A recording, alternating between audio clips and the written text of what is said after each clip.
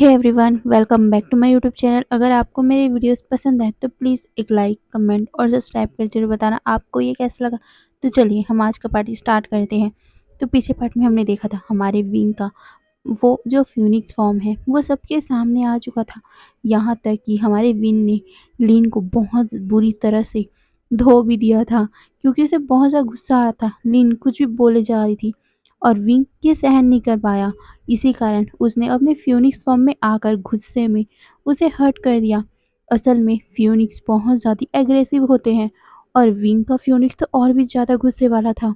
इसीलिए वो जब वांग जी के बारे में बुरा सुना लीन के मुंह से, तो उसने लीन को बहुत अच्छे से सबक सिखाया था।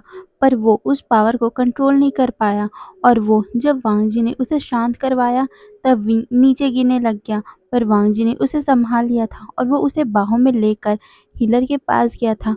लिन को भी उसके फादर ने उठाकर हीलर के पास ले गए थे। कुछ टाइम बाद हीलर बाहर आते हैं। वो विंग मतलब लिन के लिए बताते हैं कि लिन अभी ठीक है, बस वो बहुत ज़्यादा घायल हो चुकी है। उसकी बॉडी में एक तो फ्रैक्चर भी आ चुके हैं। ये सुनकर वो लिन के फादर बहुत ज़्यादा गुस्से में हो गए थे कि विंग की इतनी हिम्मत कि उसने उसकी बेटी को बिना कारण उसे पीट दिया। वो तो विंग को सज़ा दिलाना चाहते, कुछ भी हो जाए अब विंग को वो छोड़ेंगे नहीं। वहीं दूसरी तरफ विंग के लिए भी वो हीलर आते हैं और हीलर वांग जी को बताते हैं कि विंग ठीक है, बस ज़्यादा पावर एनर्जी इस्तेमाल करने के कारण वो बेहोश हो गए हैं, पर उनके बेबी को कुछ नहीं हुआ। बेबी वर्ड सुनते ही वांग जी शॉक हो गया था। बेबी, उसे तो पता ही नहीं है। वो कंफ्यूज होकर उस हीलर को देखता है।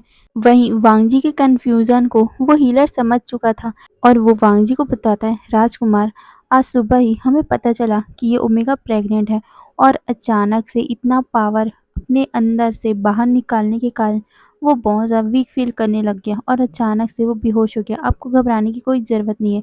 ये सुनकर वांग जी अपना सर हिलाता है और वो तो मन ही मन में बहुत ज़्यादा खुश भी हो गया था। विंग प्रेग्नेंट है, मतलब कि उसका बेबी, फिर से उनकी फैमिली कंप्लीट होने वाली है। वांग जी अब डिसाइड कर चुका था कि अब कुछ भी हो जाए वो विंग को और उस बेबी को कुछ भी होने नहीं देगा, क्योंकि पहले तो वांग जी के कारण उसकी पूरी फैमिली बर्बाद हो गई थी। पर इस बार वांग जी ऐसा कुछ नहीं करेगा और ना ही किसी को कुछ करने देगा उनकी फैमिली के साथ। यही सोचते हुए वो विंग का हाथ पकड़ के वहीं पर बैठ जाता है। वहीं विंग के सारे दोस्त भी वहीं पर बैठे हुए थे। सारे लोग एक दूसरे का फेस देखते हैं और फिर वांग जी और विंग की तरफ। तभी नीहू अपने मुंह में कंट्रोल नहीं कर पाया और उसे वांग जी को बताना था कि आखिर विंग के साथ हुआ क्या था। वांग जी को हमारा नीहू बताने लग गया कि राजकुमार लैन, आप कहाँ गए थे, आपको पता भी नहीं है सुबह से विंग के साथ क्या क्या हुआ है। ये सुनकर वांग जी उनकी तरफ देखते हुए कहता है, आप मुझे बता सकते हो क्या, क्या क्या हुआ है। ये सुनकर हमारा नीहू उसे सब कुछ बताने लग गया, जो भी लैन कुरैन ने कहा, जो भी एल्डर्स ने कहा और जो भी लीन ने कहा। ये सब सुनते ही हमारा वांग जी के गुस्से का पारा ही चढ़ गया था। इन सभी की हिम्मत भी कैसे हुई और लिन लिन की कैसे हिम्मत हुई विंग के बारे में ऐसे वर्ड निकालने की। वहीं वांग जी एल्डर्स को कुछ नहीं बोल सकता, क्योंकि एल्डर्स की बात भी सही है, क्योंकि उन्हें तो नहीं पता ना कि विंग किसके बेबी से प्रेग्नेंट है। आखिर विंग का यहाँ रिश्ता क्या है। अगर उनको पता होता कि विंग के बेबी का फादर और कोई नहीं लान वांग जी है, तो सारे लोग कुछ नहीं बोलते, विंग को यहाँ से जाने नहीं बोलते। बस वांग जी को कुछ सज़ा मिलती और सज़ा के बाद उन दोनों की शादी करवा दी जाती और विंग को यहीं रखा जाता। पर एल्डर्स को नहीं पता था कि विंग का फादर विंग के बेबी का फादर कौन है। इसीलिए वो उसे सीधा घर जाने को बोल रहे थे, क्योंकि यहाँ उन्हें खतरा हो सकता है, उनके बेबी को, हमारे विंग को खतरा हो सकता है। तो उनकी बात भी सही थी। इसीलिए वांग जी एल्डर्स को कुछ नहीं बोला। पर लिन के बारे में सोचते हुए ही वांग जी को गुस्सा आ रहा था और वो विंग का हाथ पकड़ते हुए कहता है, विंग, तुमने बहुत अच्छा किया उस लिन को सज़ा देकर। अगर मैं वहाँ होता तो मैं तो उसे छोड़ता ही नहीं। ये बोलकर वो विंग के हाथों को पकड़ लेता है। वहीं उसके दोस्त, मतलब कि विंग के सारे दोस्त वांग जी की ये बात सुनकर मुस्कुराते हैं। कम से कम वांग जी ने स्टैंड तो लिया। तभी नीहू कहता है, राजकुमार लैन, अब क्या होगा, क्या विंग यहाँ से चला जाएगा। आपको पता है हमारे एल्डर्स ने विंग को यहाँ से निकालने को बोला है, विंग को यहाँ से जाने को बोला है। विंग कहाँ जाएगा और वो यहाँ से जाएगा भी तो सारे लोग उसके बारे में क्या बोलेंगे, यही सब बातें न्यूज़ बोल रहा था। पर वांग जी विंग का हाथ को और भी ज़्यादा टाइटली अपने हाथों में ग्रैब करता है और उसके हाथों पे किस करते हुए बोलता है, नहीं, ऐसा कुछ नहीं होगा। विंग कहीं नहीं जाएगा क्योंकि विंग मेरा ओमेगा है। यहाँ का सेकंड फुरैन है वो, और वो यहाँ से नहीं जा सकता। ये बोलकर वो वहाँ से सीधा अपने एल्डर से बात करने के लिए निकल चुका था। वहीं उसके सारे दोस्त विंग के उठने का इंतजार कर रहे थे। अब हमें सीन शिफ्ट करके वांग जी की तरफ का सीन दिखाया जाता है। वांग जी सीधा अपने एल्डर से मिलने के लिए जा रहा था, मतलब कि जितने भी एल्डर्स हैं वो उनसे मिलने के लिए जा रहा था। और वो वहाँ जाते ही उसे पता चलता है कि सारे एल्डर्स तो एक ही हॉल में बैठकर कुछ डिस्कस कर रहे हैं। पर वांग जी को अभी उन सभी से बात करनी है, इसीलिए वो सीधा उन लोगों से बिना परमिशन लिए अंदर घुस जाता है। इस बात से सारे लोग शॉक हो गए थे क्योंकि वांग जी बिना परमिशन के अंदर आया है। ऐसा कभी नहीं हुआ, वांग जी ने ऐसा कभी नहीं किया। पर आज वांग जी ने ऐसा किया है तो कुछ कारण होगा, इसीलिए वो भी वांग जी को देखते हुए उसे पूछने लगे कि लान वांग जी, तुम यहाँ कुछ काम था क्या? ये सुनकर वांग जी उन सभी के सामने वो करता है और कहता है, हाँ, मुझे आप लोगों से काम था। क्या आप लोगों ने विंग को यहाँ से जाने को बोला है? ये सुनकर वो सभी अपने मतलब एक दूसरे का फेस देखते हैं और फिर वांग जी की तरफ देखकर अपना सर हिलाते और कहते हैं, हाँ, क्योंकि वो ओमेगा प्रेग्नेंट है और वो ओमेगा गर्भ से है, तो यहाँ पर उसे रहना खतरनाक हो सकता है, इसीलिए हम लोगों ने उसे जाने को बोला। ये सुनकर वांग जी उन लोगों से बोलता है, पर क्या आप लोगों ने उस ओमेगा के अल्फा से बात किया? वो अल्फा क्या चाहता है? क्या वो अपने ओमेगा से दूर रहना चाहता है? आपको तो पता ही होगा ना, एक ओमेगा जब प्रेग्नेंट होता है तो उसे अपने अल्फा की कितनी ज़्यादा नीड होती है, उसे अपने बच्चे की कितनी ज़्यादा नीड होती है। कैसे आप लोगों ने कैसे उसके अल्फा से बिना बात किए उसके ओमेगा को यहाँ से निकालने की बात की थी? ये सुनकर उनमें से एक एल्डर्स कहता है, लान वांग जी, हमने विवुशान से बोला था कि तुम अपने अल्फा और साथ में अपने आप में डिस्कस कर लो और उसके बाद तुम चले जाना। तुम्हें पता है, एक ओमेगा, एक ऐसा ओमेगा जो प्रेग्नेंट है, वो यहाँ नहीं रह सकता। ये सुनकर वांग जी उन सभी को देखते हुए कहता है, पर लैन क्लैन के ओमेगा जो भी प्रेग्नेंट होते हैं वो तो यहीं रहते हैं ना? ये सुनकर वो उनमें से एक एल्डर्स कहता है, हाँ लान वांग जी, वो रहते हैं क्योंकि वो मेन क्लैन के ही है। वो हमारे क्लैन में ही रहते हैं, या बोलो तो दूसरे भी क्लैन के हो, फिर भी यहाँ उनके अल्फा रहते हैं तो वो अपने अल्फा से दूर नहीं जा सकते, इसीलिए उन दोनों को यहीं रहना पड़ता है। ये सुनकर वांग जी कहता है, हाँ, एग्जैक्टली, उन दोनों को एक साथ ही रहना पड़ता है। तो आपने विंग को यहाँ से भेजने का निर्णय कैसे लिया? ये सुनकर उनमें से एक एल्डर्स कहता है, लान वांग जी, हमने विवुशान से बोला था कि वो अपने अल्फा के साथ यहाँ से जा सकता है, पर उसका अल्फा नहीं जा रहा था, तो उसमें हमारी क्या गलती? ये सुनकर वांग जी उन लोगों की तरफ देखकर बोलता है, क्यों जाएगा वो? क्यों जाएंगे वो? जबकि उसका अल्फा लैन क्लैन का ही है। तो आप लोग कौन होते हो उसे अपने ही क्लैन से बाहर निकालने वाले? ये सुनकर सारे लोग शॉक, वो एक दूसरे का फेस देख रहे थे और फिर लान वांग जी का। तभी लैन कुरैन वांग जी को देखते हुए बोलते, वांग जी, अपने तमीज़ में रहकर बात करो, किस तरह बात कर रहे हो हम लोगों से? और उसका अल्फा एक लैन है, हमें तो नहीं पता और उसने ना ही हमें बताया है। और रही लैन क्लैन की बात, तो उस अल्फा ने भी गलती की है क्योंकि उसने बिना बिना शादी के उस ओमेगा को प्रेग्नेंट किया है और बाद में वो आया भी नहीं हम लोगों के पास। ये सुनकर वांग जी उन लोगों को देखते हुए बोलता है, आ गया है वो, आ गया है वो आप लोगों के सामने, बताओ कौन सी सज़ा देना चाहते हो आप लोग? ये सुनकर सारे लोग फिर से कंफ्यूज और वो वांग जी को देखने लगे। वहीं वांग जी की आंखों में अब भी बहुत ज़्यादा गुस्सा था क्योंकि सारे लोगों ने उसके विंग को यहाँ से निकालने की बात की थी। कहाँ जाता विंग? कहाँ जाता विंग? अगर वांग जी को पता नहीं चलता कि विंग यहाँ से जा रहा है तो वांग जी उसे कहाँ ढूंढता? बस वांग जी यही सब सोचते हुए गुस्से में उन लोगों को देख रहा था।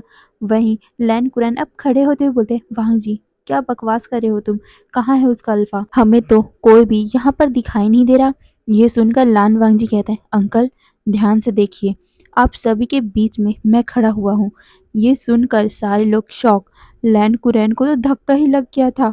वो अपने आप को संभालने के लिए जो नीचे टेबल था उसे पकड़ लेते हैं और वो वांग जी को देखते हुए कहते हैं, वांग जी, ये सुनकर वांग जी कहता है, हाँ अंकल, उस ओमेगा के बच्चे का फादर मैं ही हूँ, विंग का अल्फा मैं हूँ, और आप लोगों ने मुझसे बिना पूछे मेरे ओमेगा को इस जगह से निकालने की बात की थी।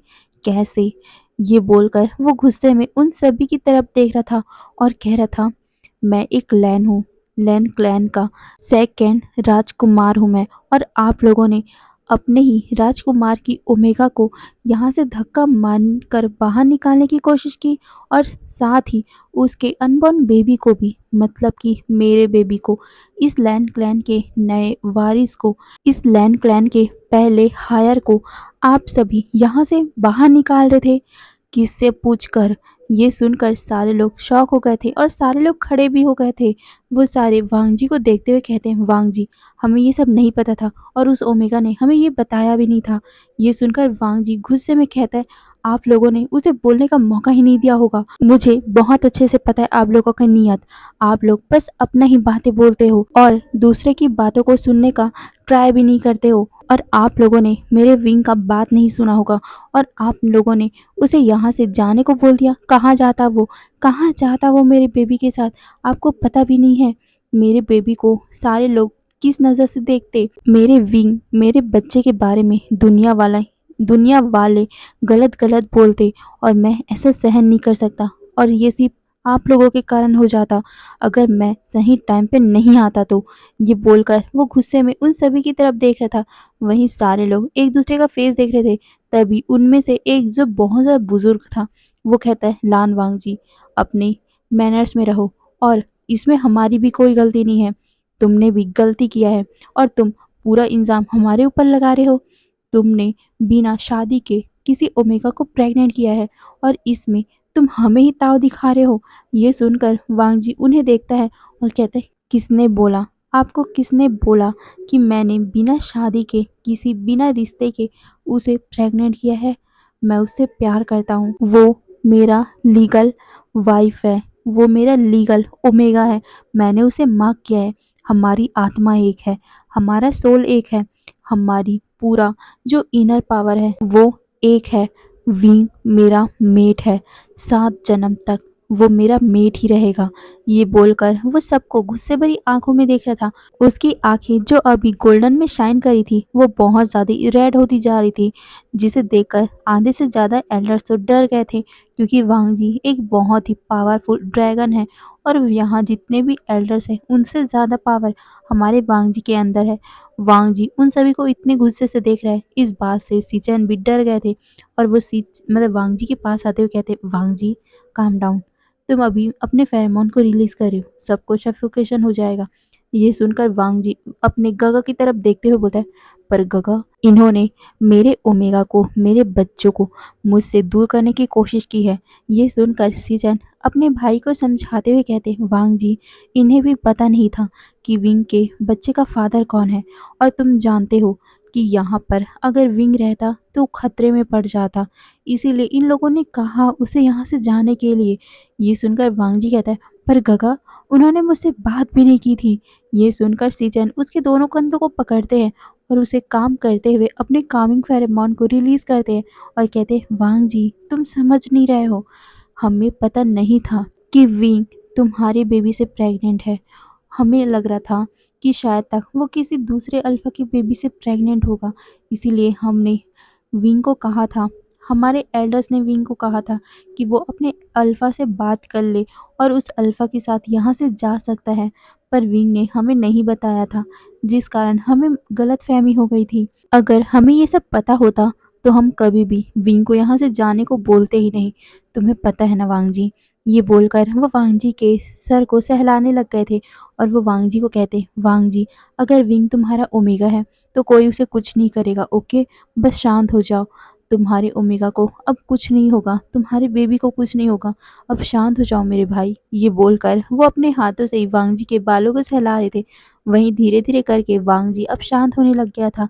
तभी एक एल्डर्स कहता है, सीचैन, ये क्या बोल रहे हो तुम? भले ही वो विंग हमारे वांग जी के बेबी से प्रेग्नेंट हो, फिर भी शादी के बिना इन लोगों ने वो सब किया है और विंग प्रेग्नेंट हुआ है।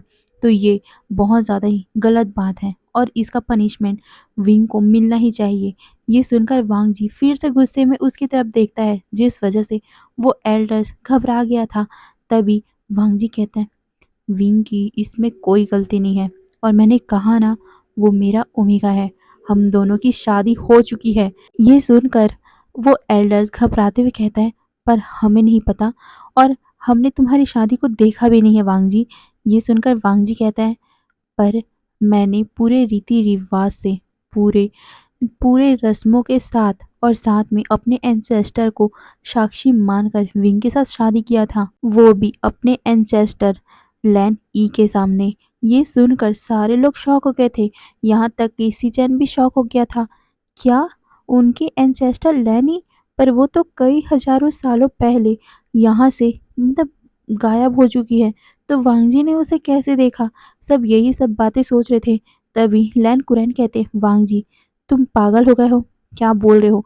तुम्हें पता भी है लैनी कई हजारों सालों पहले यहाँ से विलुप्त हो चुकी है, यहाँ से गायब हो चुकी है, और तुम कह रहे हो कि तुम दोनों की शादी उनके सामने हुई है। ये सुनकर वांग जी अपने अंकल को देखते हुए कहता है, हाँ, मेरी और विंग की शादी उनके सामने ही हुई है, पूरे रस्म रिवाज से, और कई सारे हमारे एंसेस्टर ने हमें आशीर्वाद भी दिया था और उस आशीर्वाद का फल हमारा बेबी है।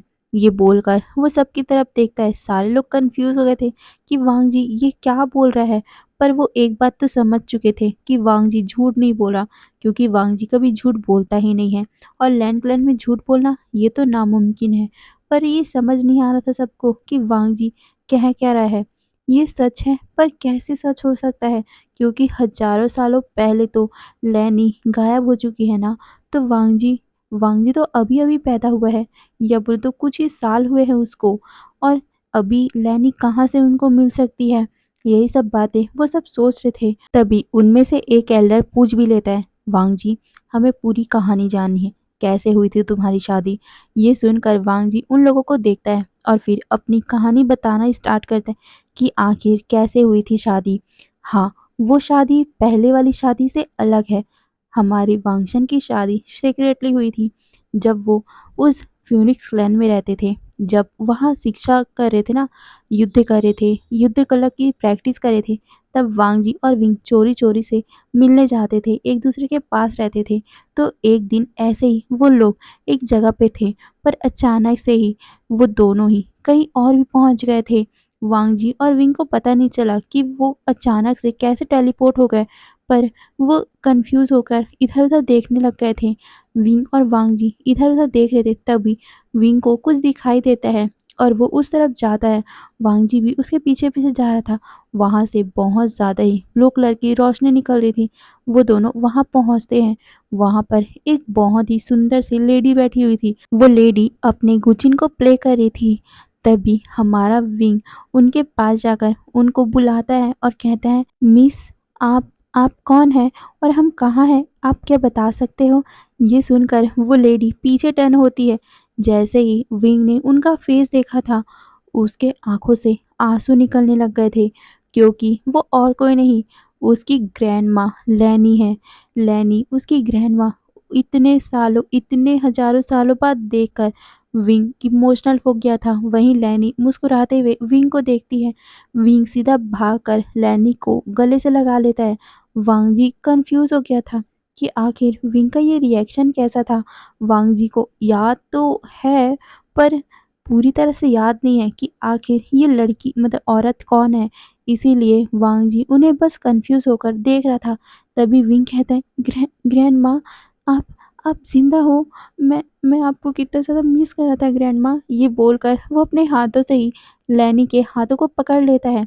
लैनी मुस्कुराते हुए कहती, विंग बच्चा, मैं ज़िंदा नहीं हूँ, क्योंकि हम तो हज़ारों सालों पहले ही मर चुके हैं। पर मैं बस यहाँ पर कुछ काम के लिए रुकी हुई थी, पर शायद तक वो काम अब बहुत जल्दी होने वाला है, इसीलिए मैं बस कुछ दिनों की ही मेहमान हूँ। ये सुनकर विंग कहता है, ग्रैंडमा, आप ये कैसे बातें कर रहे हो? ये सुनकर उसकी ग्रैंडमा लैनी कहती है, विंग, तुम्हें पता है मैं तुम्हारा ही इंतज़ार कर रही थी। तुम्हारे जाने की खबर सुनते ही तुम्हारी ग्रैंडमा, बाओसन सरन और मैं बहुत ज़्यादा ही टूट चुके थे। हम लोग अब सर्वाइव नहीं कर पा रहे थे। हम किसके लिए जीते? पहले हमारी बच्ची, तुम्हारी माँ खत्म हो गई, उसके बाद इकलौते तुम ही तो बचे हुए थे। पर तुम्हारे मौत के बाद हम दोनों ही सर्वाइव नहीं कर पाए। पर हम दोनों को कुछ काम करने थे यहाँ पर, इसीलिए हम यहाँ पर इस गुफा में बंद होकर रह गए। तभी पीछे से एक आवाज़ आती है, और तुम्हें पता है तुम यहाँ कैसे आए? ये सुनकर विंग पीछे की तरफ देखता है। वो देखता है कि उसकी ग्रैंड माँ बाओसन सरन भी यहीं है। तो वो ग्रैंड माँ बाओसन सरन के पास जाती है और वो जल्दी से उसे हग कर लेता है, और वो और भी ज़्यादा रोने लग गया था, क्योंकि उसके माता पिता के जाने के बाद उसकी दोनों ग्रैंड माँ ने उसे ही सँभाला था, इसीलिए विंग बहुत ज़्यादा खुश भी हो गया था। तभी बाओसन सरन उसके बालों को सहलाते हुए कहती है, तुम्हें पता है तुम यहाँ पर कैसे आए?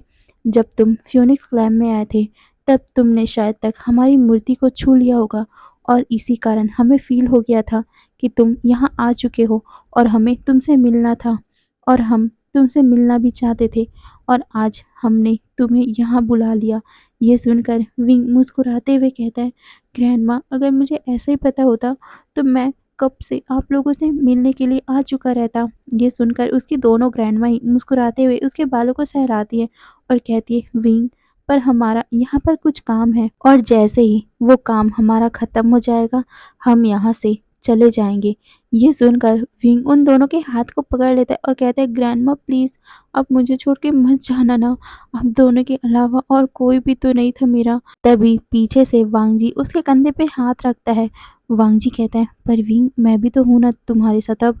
ये सुनकर विंग कहता है, हाँ, पर ये बोलकर वो उसकी ग्रैंडमा को देखता है। वहीं उनकी दोनों ग्रैंडमा वांगजी को देखकर गुस्से में हो गई थी, और वो वांगजी को देखते हुए कहती है, विंग, तुम्हारे साथ ये अल्फा क्या कर रहा है?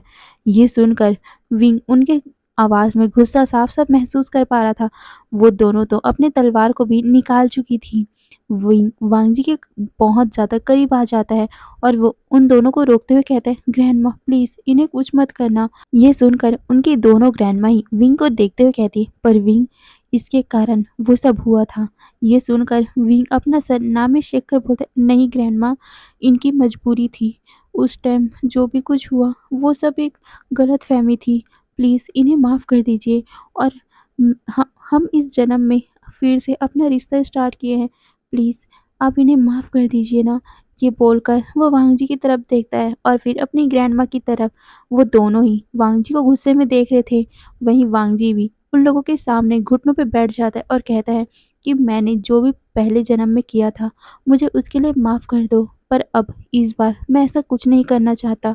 मैं अपने विंग के साथ अपनी प्यारी सी यादों को बिताना चाहता हूँ, उसके साथ अपनी लाइफ बिताना चाहता हूँ, उसके साथ अपनी फैमिली बनाना चाहता हूँ। मैं पहली वाली गलती इस बार नहीं करना चाहता। प्लीज़ मुझे एक चांस दे दीजिए।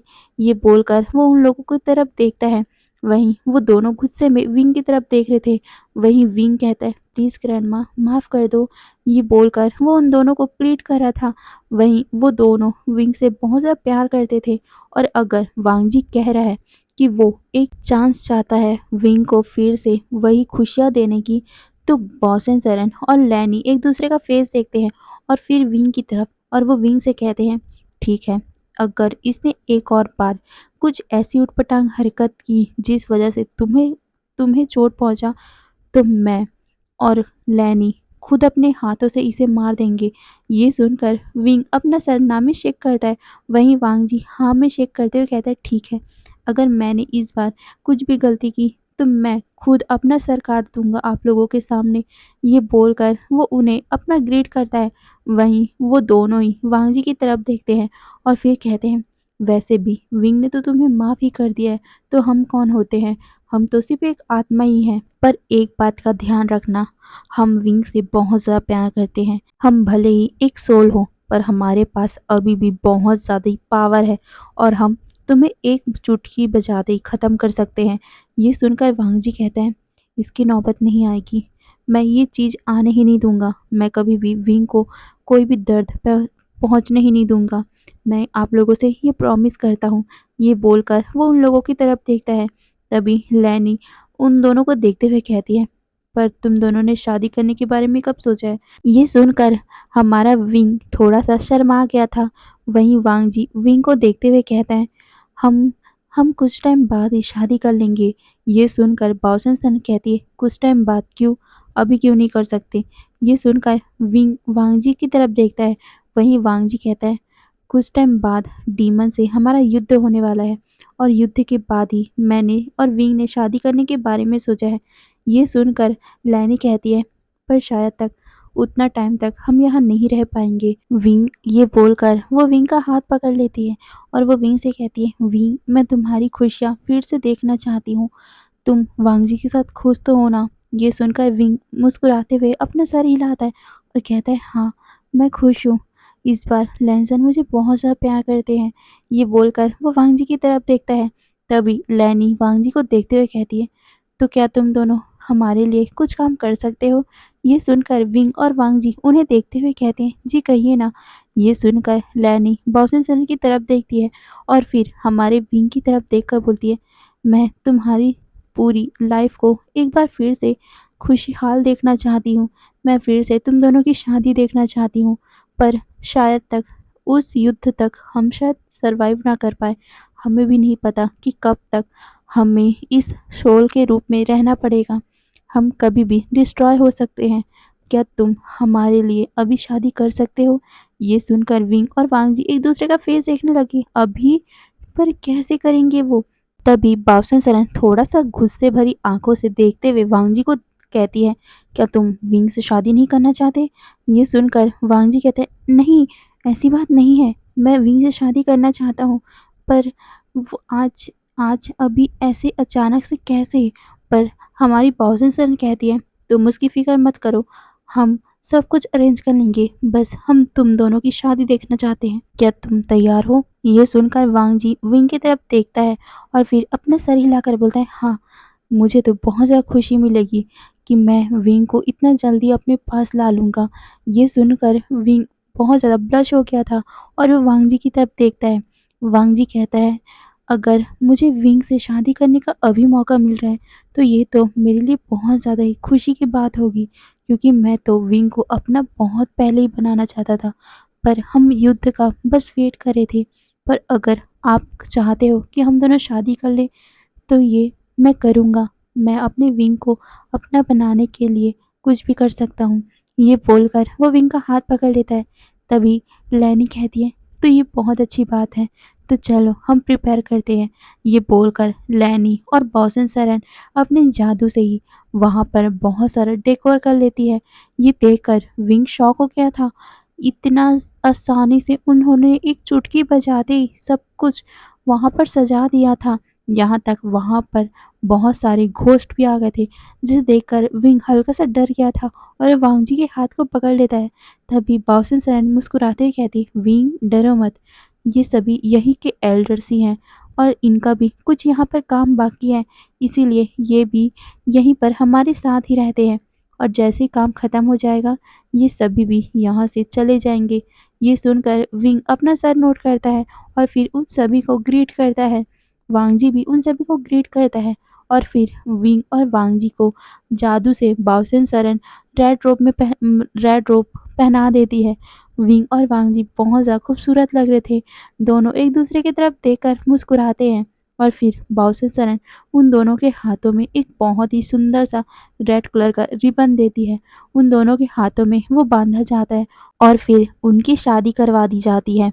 बाओसन सरन, लैनी और बहुत सारे एल्डर्स जो बहुत ज़्यादा ही पावरफुल हैं, जिनको यहाँ पर कुछ काम के लिए रखा गया है, तो वो बहुत ज़्यादा प्रसिद्ध होंगे ना। इसी कारण हमारे वांगशन को कुछ और किसी की ज़रूरत ही नहीं पड़ी, किसी प्रीस्ट की ज़रूरत नहीं पड़ी, क्योंकि यहाँ पर इतने ज़्यादा विद्वान विद्वान लोग खड़े हुए हैं, तो और किसी की ज़रूरत क्यों पड़ेगी विंग और वांग जी को। विंग और वांग जी पहले अर्थ और हेवन को बो करते हैं और फिर जितने भी एल्डर्स हैं, जितने भी वहाँ पर घोस्ट खड़े हुए हैं, सबको विंग और वांग जी बो करते हैं और फिर एक दूसरे को बो करते हुए वो मुस्कुराने लग गए। फिर वो एक दूसरे के पास आते हैं और फिर वो एक दूसरे को किस करते हैं और फिर हमारे विंग और वांग जी को टी दिया जाता है, क्योंकि लैनी को तो पता है लैन क्लैन में वाइन नहीं पिया जाता, इसीलिए वो उन दोनों को टी देती है। वहीं वहाँ पर बहुत सारे खरगोश भी थे जिनके माथे पर फोरहेड रिबन बंधा हुआ था, जिसे देखकर विंग तो अपना मुंह ही खोल लेता है क्योंकि वो क्यूट से खरगोश बहुत ज़्यादा ही क्यूट लग रहे थे। वो छोटे-छोटे खरगोश। विंग तो चाहता था कि इन सभी को वो पकड़कर अपने पास ही रख ले क्योंकि वो सच में बहुत ज़्यादा क्यूट लग रहे थे। वहीं वांगजी भी उन सभी को देख रहा था। वो सारे खरगोश वहाँ पर नाचने खेलने लग गए थे, जिसे देखकर विंग मुस्कुराता है और फिर उन सभी के आशीर्वाद लेने के लिए विंग और वांगजी जाते हैं और फिर उन दोनों की शादी वहीं पर कंप्लीट हो गई थी और इसी में हमारा ये फ्लैशबैक भी खत्म होता है। वांगजी की बात को जानते ही सारे लोग शॉक हो गए थे और सबसे ज़्यादा शॉक इस बात पर कि विंग, लैनी और बाओसेन सरन का ग्रैंड चाइल्ड है। ग्रैंड चाइल्ड कैसे? यही सब बातें वो सोच रहे थे कि बाओसेन सरन और लैनी को गुजरे हुए कई साल हो चुके हैं। उनकी तो एक ही बेटी थी, उनको भी गुजरे कई हजारों साल हो गए हैं और विंग विंग कैसे उनका ग्रैंड चाइल्ड हो सकता है? सारे लोगों के ध्यान में यही सब था। पर तभी एक एल्डर को कुछ याद आता है और वो सबको कहता है, रुको रुको, हम तो कुछ समय पहले जो बात कर रहे थे वो इसी टॉपिक में तो था कि विंग कैसे एक फ्यूनिक्स हो सकता है। और आज हमें पता चला, अभी हमें पता चला कि विंग बाओसेन सरन का ग्रैंड चाइल्ड है। इसका मतलब है कि उसने रीबर्थ लिया है।